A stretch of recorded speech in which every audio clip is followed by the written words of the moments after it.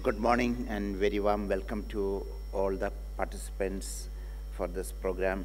Let me start by thanking Anil sir for inviting me. I've been participating in this program for last 4 or 5 years regularly, and I couldn't make it yesterday. I wanted to be here for the inaugural session, but couldn't make it.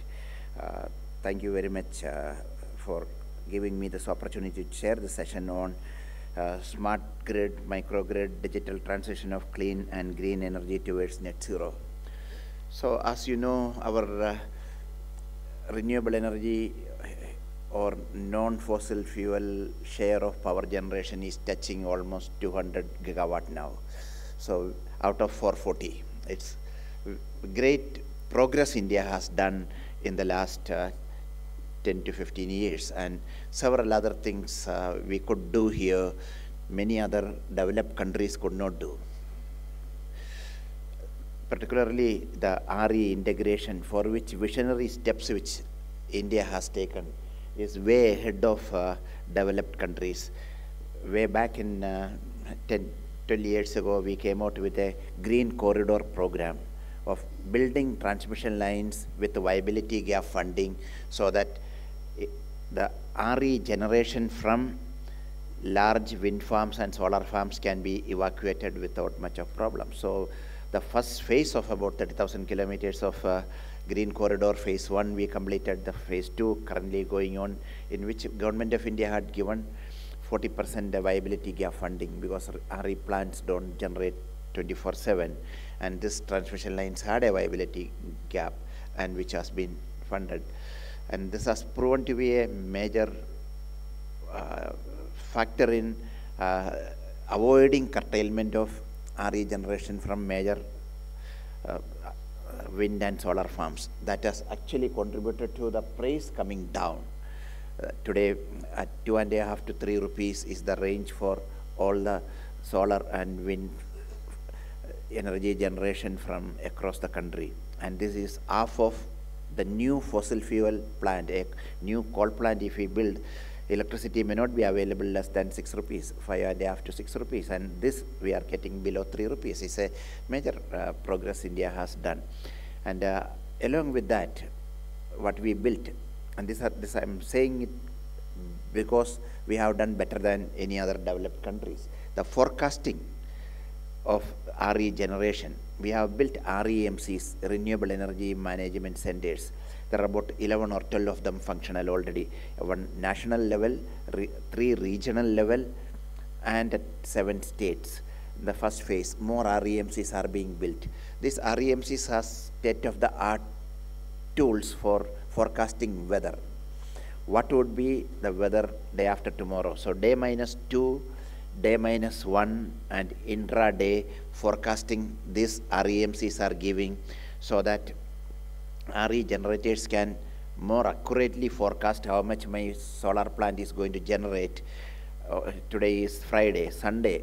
Today we give REMCs give a forecast for how the weather is going to be on Sunday. And that will give an indication how the power system should be planned for Sunday's operation. And that is coming, we are further going to fine-tune that on tomorrow, Saturday. We have more accurate pattern how the weather is going to be on Sunday. So by Saturday evening, how the way power system is operated, by 5 o'clock, everybody has to tell how much I am going to generate in 96 blocks, starting from Saturday midnight to Sunday midnight. 96 blocks of 15 minutes, how much I am likely to generate, and people will bid and what price I am selling. And this is besides the long-term PPA. Every generator, every unit has to declare that. That's how the power system is operated. And by 10 o'clock, the final schedule is finalized and published.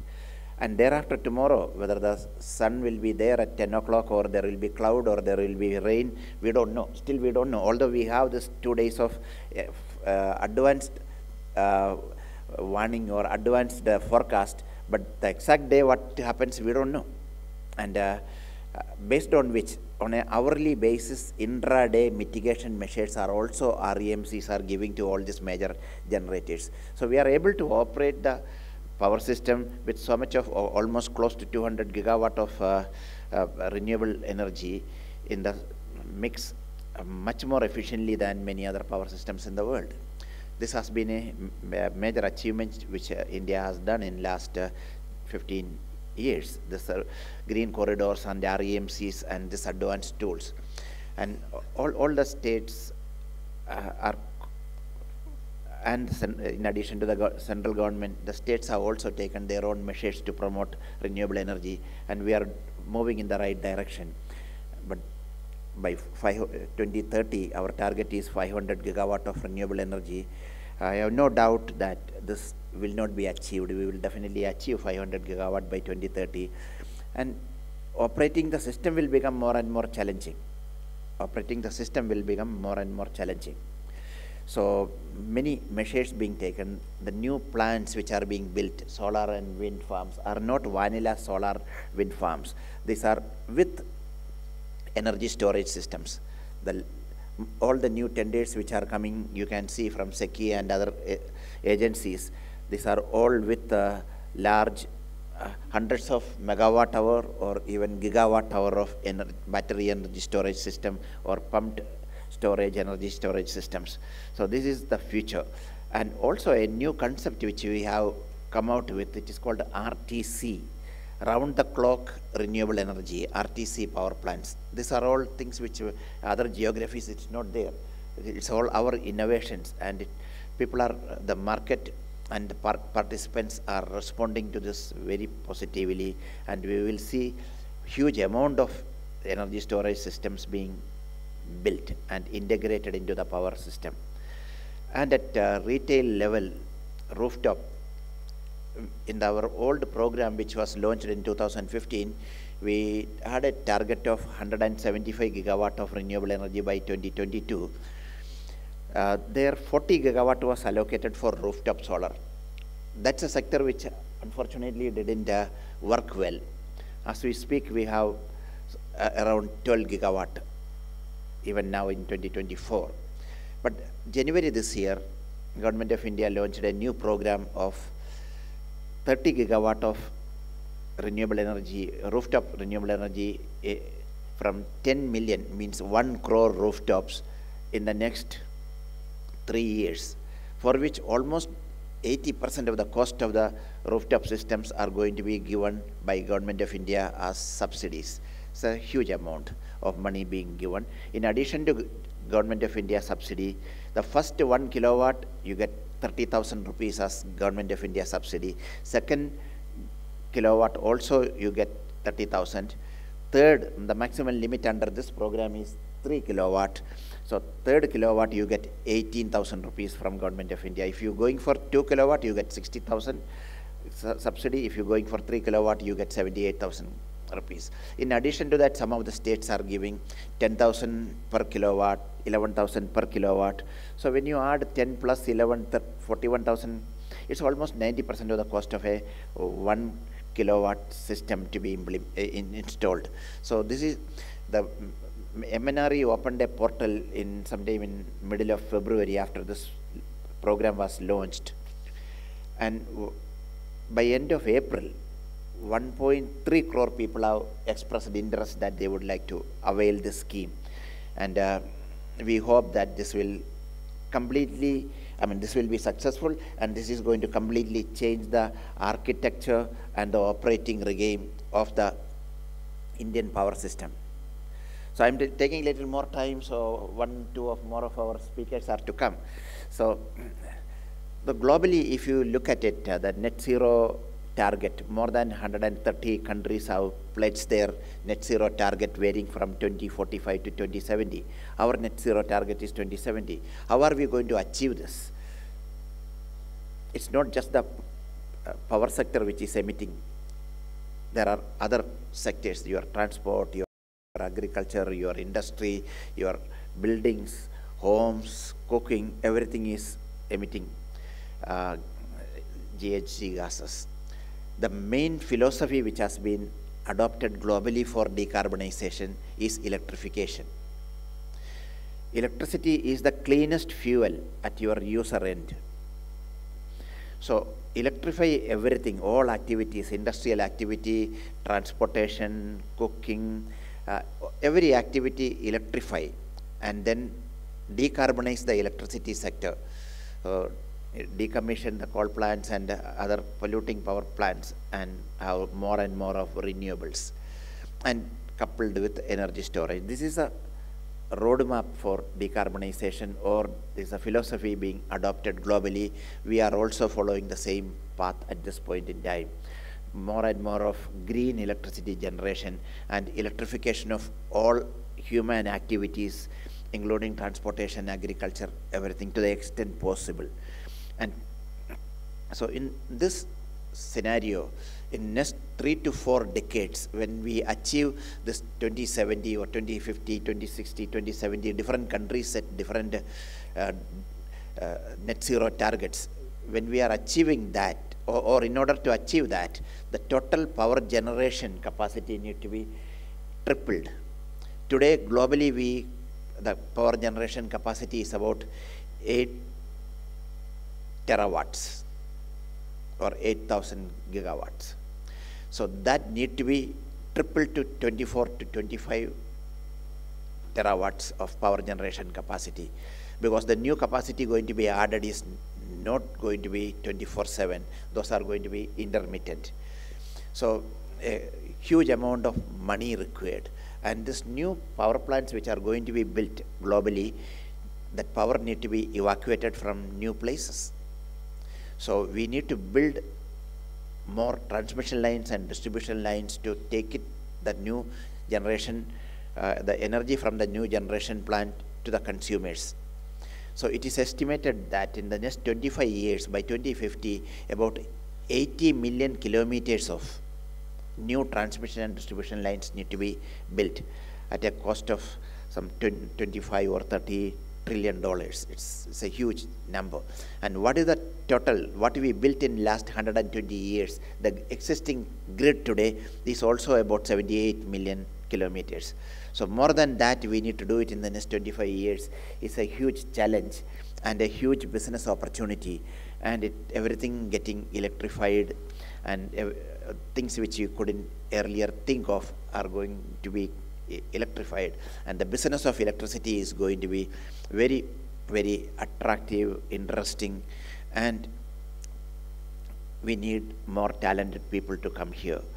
So I've been making some off the mark comments that all the good students in engineering go to computer science and related IT related field of last 2 decades or 3 decades. We are seeing that the toppers are all going to do coding, and those who are way behind are getting into civil engineering. And the effects you can see, all the buildings and airports and everything is leaking.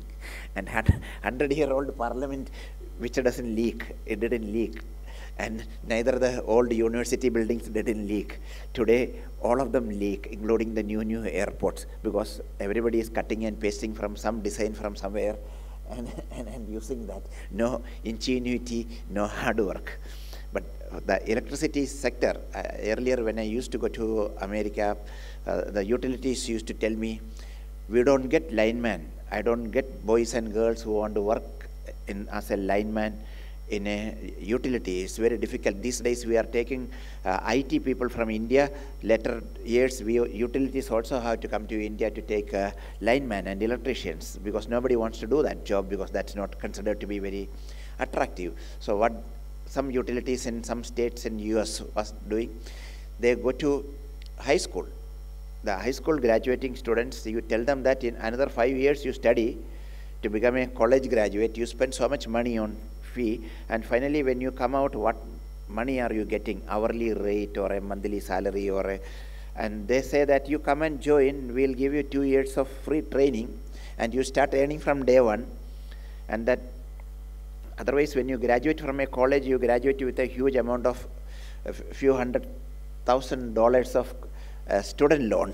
Instead of that, you come, we make you a technician, we make you a lineman or a electrician, and from day one we give you money, and 5 days a week you have to work. You get so many holidays, and 8 hours if you work extra, we pay you 3 times overtime, and somebody who became a college graduate and working in a Microsoft or a IBM, what he earns on the left side, the right side from 4 years before that you start earning at a different rate. And you get so much of holidays and no need to work. And the end of it, at the age of 40, if you retire, an IT fellow will retire, he cannot retire, he'll still have his loans and other things, but a lineman can retire and live comfortably. All those charts they used to show me. But still, the students are not excited. They don't want to come and join this. And you know what happens when there's a weather event. Weather event used to happen earlier once in 2 years or once in 3 years. Now it happens every 3 months, every 6 months. There's a tornado or a cyclone or fire. The lines goes down or trees fall down on overhead distribution lines. It takes weeks for those people to restore. Here, any weather event, within few days we are able to restore because we have still people. They don't have it. So the point I am saying is that we need to, electricity sector, as I said, the challenges are so high. We need to triple the generation capacity. We need to double the capacity of the existing electricity grid. We need more and more people, talented people, to come and join this sector. And I mentioned about 10 million people, 1 crore people going to have rooftop systems and injecting electricity into the grid. Just imagine, today we have few thousand, or the traditional grid which we built globally everywhere, you have very limited points of power injection to the grid, and millions of people are drawing electricity from the grid. So that's architecture. We built the grid in last 100 years for one-way flow of electricity, and now we are experiencing, with rooftop systems coming in, two-way flow of electricity. Earlier, a consumer who was only buying electricity from the grid, electron was only coming to him. Now I am putting electricity back to the grid. It is neither engineered for this two-way flow, nor it's operated for two-way flow. We are experiencing difficulties, but we will get around that. You cannot stop an idea whose time has come, cannot be stopped. It will happen. People, that 1 crore people will install rooftop, whether in 3 years or in 5 years, and they're all going to generate electricity and pump into the grid, and managing the grid is going to be a major issue. We need flexibility. As I said initially about REMCs and green corridors, when I talked about, I said, what is it going to be generated, we estimate, but final reality during the day, how much, which system will inject into the grid, nobody knows, because weather is, and the weather patterns, cloud patterns are completely, it's more of an art than science. Although we have scientific tools to do that, it's 90–95% accurate, but it is not 100% accurate. So what we need flexibility. And how did we operate the traditional grid? The traditional grid, we had spinning reserve, something called spinning reserve. If the current load in the Indian grid is, say, 150,000 megawatt is the current load, another 5% is continuously we are generating. It is not being pumped. Spinning reserves, machines are running for another 5%. We maintain 5% capacity. That is why when you switch on a switch, immediately your appliance will work, because additional electrons will be pumped into the grid. And people, the grid operators traditionally knew how it happens. One example, once in UK, the grid operator was telling, they know exactly over the years how system behaves. On the weekends when there are football matches or tennis matches and all that, the half time of the football matches, which is there, that time 8,000 megawatt of load goes, because everybody goes and switch on their coffee kettle. 8,000 megawatt increase in a system which is 50–60,000 megawatt. But over the years they knew it. They know what to do exactly, and they keep that spinning reserve that everybody's kettle works during that half time of the football matches. So, but now, why they could do that? Because they have coal plants and gas plants, and you can keep, and hydro plants, you can keep that spinning reserve. But with solar and wind, I cannot have that spinning reserve. It generates, I have to keep that reserve in the batteries or in other energy storage systems. So the operating regime of entire power system is changing. And that brings us to the topic of the day, which is about smart grids and microgrids. Smart grid, earlier, as I said, we generated power from few limited high capacity power plants and injected into the grid, and people could use it the way they wanted it. We never bothered who used how much electricity, when and where. The more they use, the more revenue for the utilities. But today, it is not that way. I may not be able to meet your demand on time. When you switch on some of your machines, my solar plants and wind farms may not be generating to meet that additional pump set which you switched on. How do I meet that? I have to switch off some other appliance. That is called the direct control of load. We call about demand response, active and passive demand response. Utilities having the control to switch off or control machinery, equipment, appliances at a consumer's premise, because there is a supply demand gap I anticipate from 12 o'clock to 1 o'clock today. For Delhi, I need 200 megawatt shortage. I can either buy that 200 megawatt extra from the power market at a higher price, buy it at 12 rupees and sell it to people at 5 rupees or 6 rupees, or I can, those who have voluntarily joined me on a demand response program, I can turn off their air conditioner or some machinery which they are using.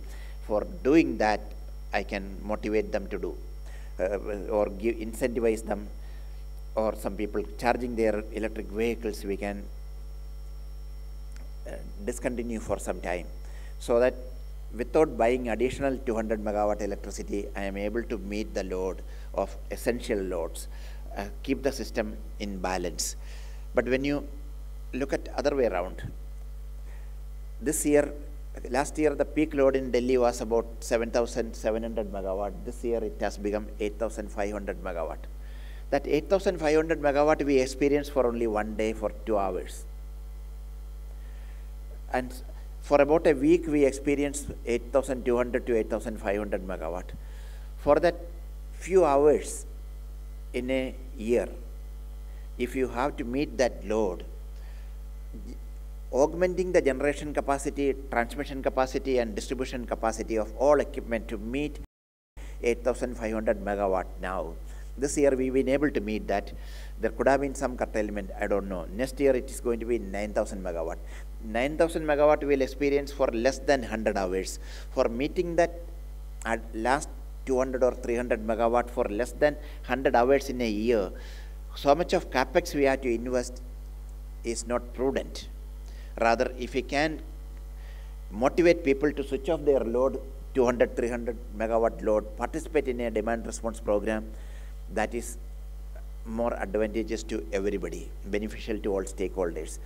So, to operate the system, we need flexibility. And flexibility, one of the main sources of flexibility is one, flexible generation, additional generating capacity if I can switch on, which we don't have in many cases, or we have storage, energy storage, batteries and other energy storage systems. And third comes from the smart microgrids, grid connected smart microgrids. You would have heard of microgrids which are rural microgrids, which are standalone microgrids, which are not connected to the grid.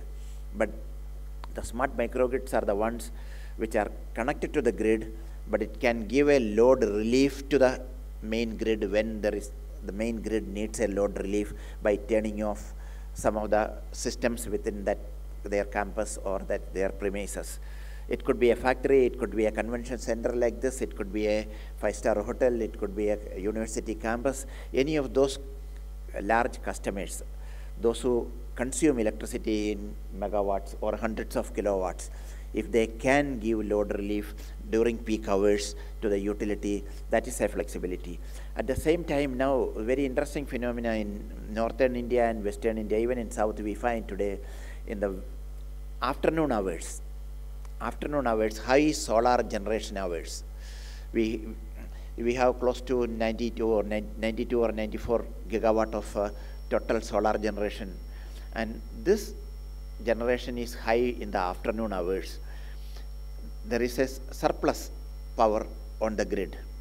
If we can store that in batteries, the large battery energy storage systems, or we can store it in the batteries of electric vehicles which are connected to the grid, electric vehicles that are connected to the grid. If we can, that is a great source of flexibility. So technology for vehicle to grid is all a tried, tested, evolved technology, but it has not been scaled up anywhere in the world so far because of regulatory issues. So India Smart Grid Forum, we are doing a V2G pilot project in Delhi. 3 utilities, 2 BSES companies and Tata Power are part of it. And 3 Tata Nexons, we are currently, as we speak, we are currently retrofitting them with bidirectional charging systems. And on the grid, there will be bidirectional charging. So in the afternoon hours in Delhi, when there is surplus electricity, we give a command from a software platform to which these 3 vehicles will be connected to charge. They charge. And in the evening peak hours, when we tell them to discharge, the vehicle will discharge. This is AC V2G, which will go, we expect to go live by end of September or early October this year. So this is another source of flexibility. Just look at millions of electric vehicles connected to the grid. Average car, private car, which runs only 2 hours in a day. Rest of the day it is standing either at your home or in the office premises. And if it is connected to the grid, and these batteries of millions of electric vehicles can be aggregated as virtual power plants, VPPs, virtual power plants, which can give flexibility to the grid, which can enhance hosting capacity of renewable energy on the grid. So look at the scenario of a building like this, which has 100 cars, which has V2G or vehicle to grid capability plugged on. And also today they have a DG set. If there is a power failure in NDMC, the DG set will come into play. We will have, within few seconds, we will have electricity back. What we have been, ISG have been advocating for the past few years is that all this DG set should be replaced with battery energy storage systems and BESS. Today, 1 unit of electricity from a DG set cost more than 35 rupees because diesel cost is about 95 or 100 rupees. In some states, it's more than 100 rupees. If we replace that with BESS, we have done some estimate for a detailed project report for places like Gurgaon or Goa, etc., where the annual power outage is more than 500 hours. In places where there are more than 500 hours where you have to run on DG set, your return on investment on battery energy storage system is less than 3 years. This is, I'm talking with respect to the, with respect to the BESS prices in 2022, 2023. Today the prices have further come down. And we see that a lot of this distributed BESS coming in large campuses and also at people's houses. So another very interesting example of which is going to happen is maybe a few years down the line, the batteries which are going to be retired from the electric vehicle. For the mobility application, your battery has to be extremely reliable. When the efficiency of the battery comes below 80%, that is retired from the electric vehicle. That can still give stationary application. It can still be leveraged for stationary applications for another 10 years. So a battery cycle going to 20 years down the line, a life of batteries in different applications happening is the reality. We can see it on the horizon. Some 8 years ago, when we did a study, in one of our reports, we said that the two-wheelers and three-wheelers where battery swapping can be done efficiently should be sold without batteries, because the cost of battery in a two-wheeler and three-wheeler that time was about 60% of the cost. And if you sell it without battery, and battery is taken from a battery swapping station or a battery leasing agency, the entry cost to electric mobility can be halved. And a couple of years, the government agency said that no, this cannot be done. We cannot test a vehicle, we cannot test a vehicle and pass it without a battery. He said, hire a battery and test it, whichever battery you like it. And let vehicle manufacturers align with the battery swapping station operators and do that. Finally, in 2021, Ministry of Road Transport allowed sale of two-wheeler and three-wheeler without batteries. Today, 48,000 to 50,000 rupees, you are getting an electric two-wheeler, and you get a battery from a battery swapping station for a day, less than 100 rupees. That's a new business model. Same way, the new batteries, used batteries going to be retired from electric vehicles, which can be bought by people for building battery energy storage systems, which for a for a throwaway price. It's going to be very small amount. And all this, I talked about a crore of people going to have rooftop solar plants of 1 kilowatt to 3 kilowatt. Many of them may not be using. A kilowatt produces average 4 kilowatt hour in a day. 3 means 12 kilowatt hour. And 30 days, even if you take 300 kilowatt hour in a month. And many of these lower middle class homes who are going to install 3 kilowatt on their roof may not use that 300 kilowatt hour in a month. They can sell it to their neighbors or sell it back to the system. There are net metering policies, but the discoms are not happy because they don't want to buy it and at the net metering prices. So that is one of the reasons why that 40 gigawatt, which was a part of our previous program of 175 gigawatt, it didn't take off. There was not much of cooperation from the discoms, although now many of the distribution companies have realized promoting rooftop solar is actually advantageous to them. Some study which was done 3 years ago, BRPL found out that there is a 13 paise per kilowatt hour, there is a net benefit for them from a study they have done in Dwaraka. But now, when this system, as I said, millions of homes which generate electricity and they can sell it to anybody.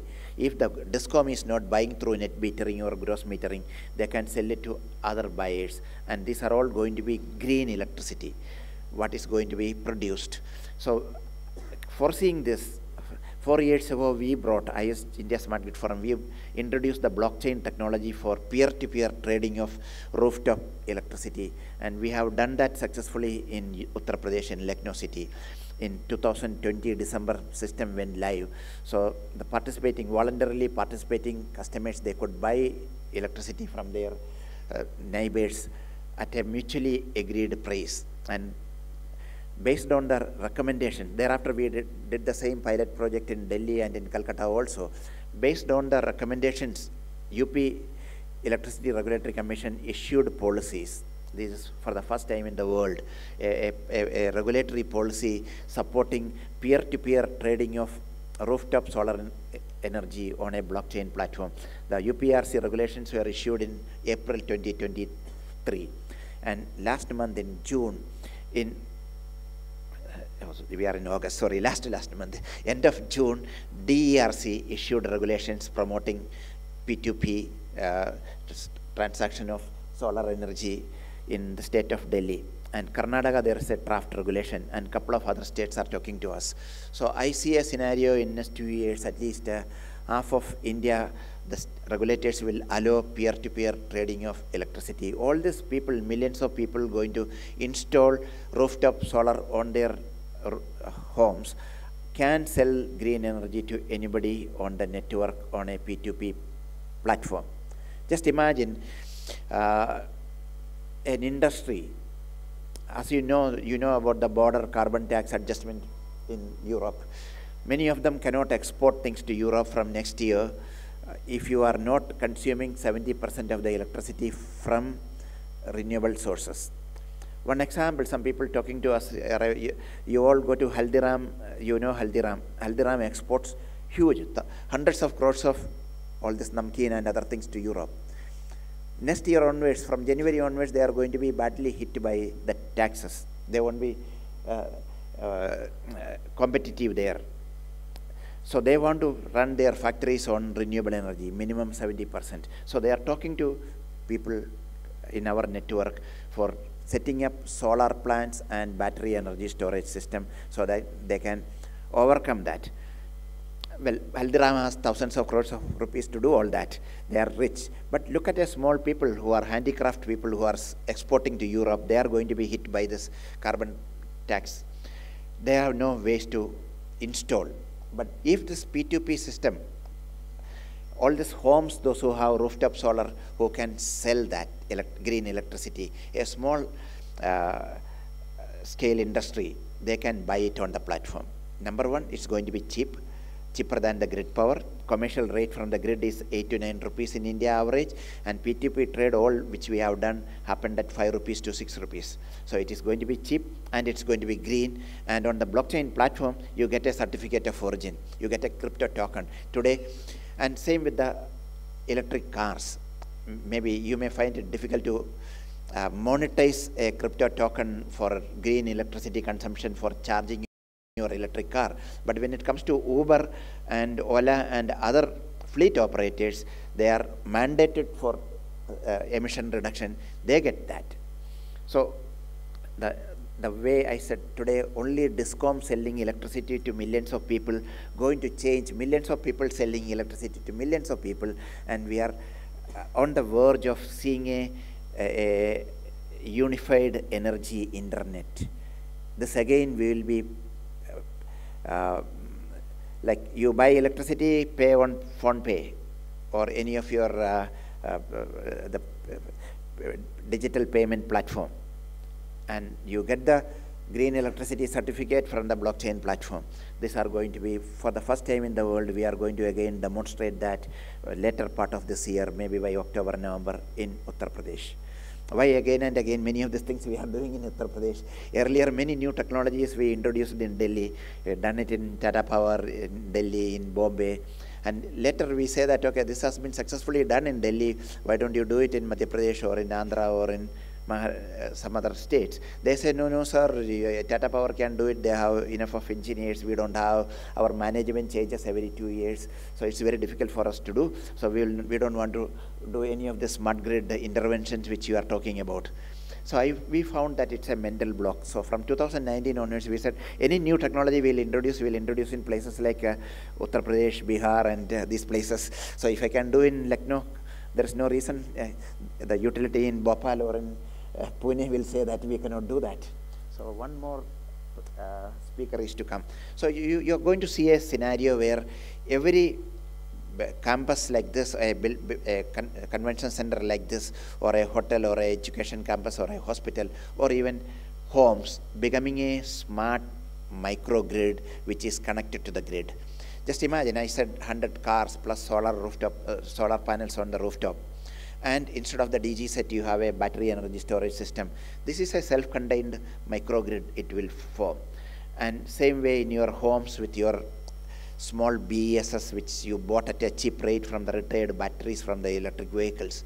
And you have your rooftop and you have your electric vehicle, which again can pump electricity back to the grid. During peak hours when there is 9 or 10 rupees the grid power, you disconnect from the grid, island from the grid, use the electricity stored in your BESS or in your electric vehicle, and 2 hours down the line, when the grid peak rates goes down, you again connect back to the grid. So I see a scenario where most buildings in next 5 to 7 years moving into a grid connected smart microgrids. The architecture, operating systems for that we need to develop. It is there already, but there's a huge business opportunity for everybody. And the next revolution going to happen with smart appliances. All the appliances will be able to interact with other energy producers, other elements in the grid, and contract cheapest power in real time, and maybe cleanest, what you programmed, cleanest and cheapest power in real time. And that is the future. And I said the power sector is changing fast and beyond your imagination. And 10 years down the line, what the power system will be is different than what we operated for last 100 years. And it's going to be tripled in next 3 to 4 decades and much bigger, and contributing to the net zero transition of the countries.